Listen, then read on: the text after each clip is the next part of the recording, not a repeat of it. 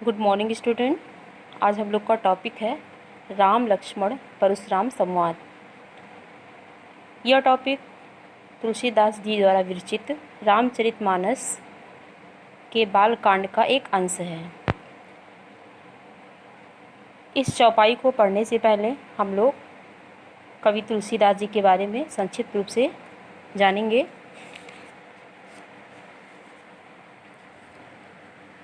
तुलसीदास का जन्म उत्तर प्रदेश के बांदा जिले के राजापुर ग्राम में हुआ था सन 1532 में। कुछ अन्य विद्वान उनका जन्म स्थान सोरो जिला एटा भी मानते हैं, लेकिन जो सर्वथा मान्य है वह बांदा जिला का राजापुर ग्राम है। बचपन में ही तुलसी के माता पिता की मृत्यु हो गई थी, जिससे उनका जीवन अभावों में बीता। गुरु की कृपा से उन्हें राम भक्ति का मार्ग मिला। उनके गुरु नरहरिदास थे। वह मानव मूल्यों के उपासक कवि थे। राम भक्ति परंपरा में तुलसी अतुलनीय है। रामचरितमानस कवि की अनन्य राम भक्ति और उनके सृजनात्मक कौशल का मनोरम उदाहरण है।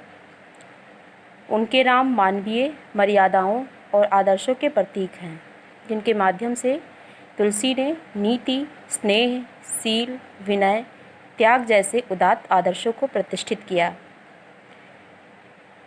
रामचरितमानस उत्तरी भारत की जनता के बीच बहुत लोकप्रिय है। मानस के अतिरिक्त इनकी और रचनाएं हैं, जैसे कि कवितावली, गीतावली, दोहावली, कृष्ण गीतावली, विनय पत्रिका, वर्वे, रामायण, वैराग संदीपनी, रामाज्ञा प्रश्नावली, रामलला नैछू, पार्वती मंगल, जानकी मंगल आदि।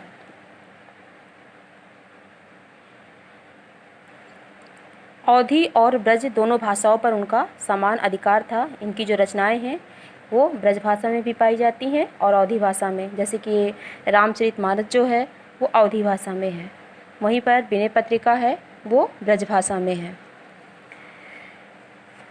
तुलसी ने रामचरितमानस इनका देहावसान सन 1623 में काशी में हुआ था। तुलसी ने रामचरितमानस की रचना अवधी में, जैसा कि भी बताएं, और विनय पत्रिका तथा कवितावली की रचना ब्रजभाषा में की।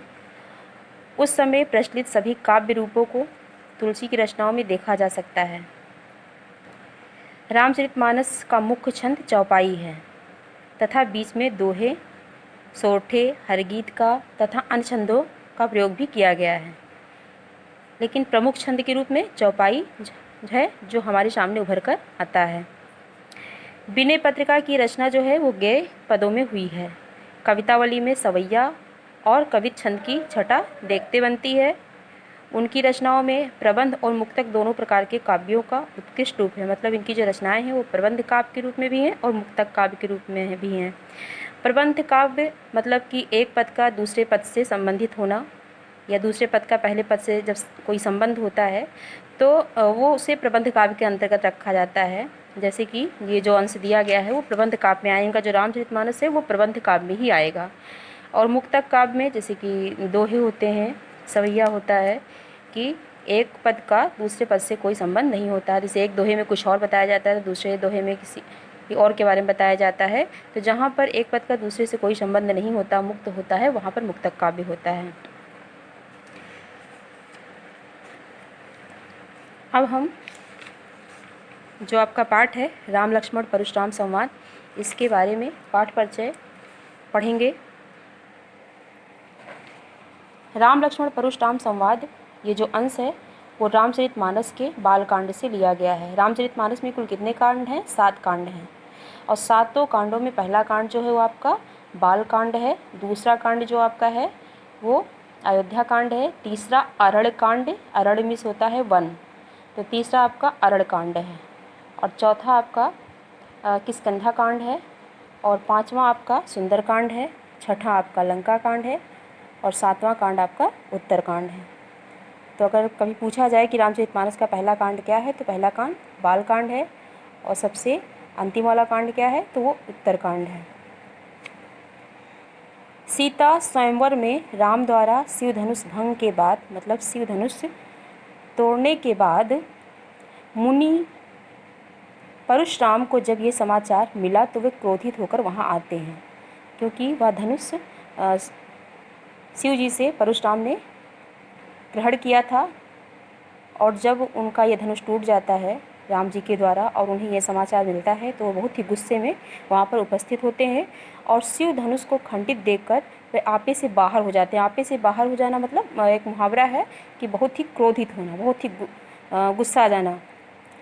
राम के विनय और विश्वामित्र के समझाने पर तथा राम की शक्ति की परीक्षा लेकर अंततः उनका गुस्सा जो है वो शांत होता है। इस बीच राम, लक्ष्मण और परशुराम के बीच जो संवाद मतलब होता है कि बातचीत या वार्तालाप जो हुआ है, उसी को इस प्रसंग में प्रस्तुत किया गया है।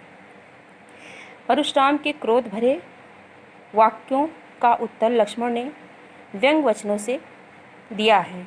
इस प्रसंग की विशेषता है लक्ष्मण की वीर रस से पगी, मतलब यहाँ पे वीर रस दिखाई पड़ता है हर एक उसमें।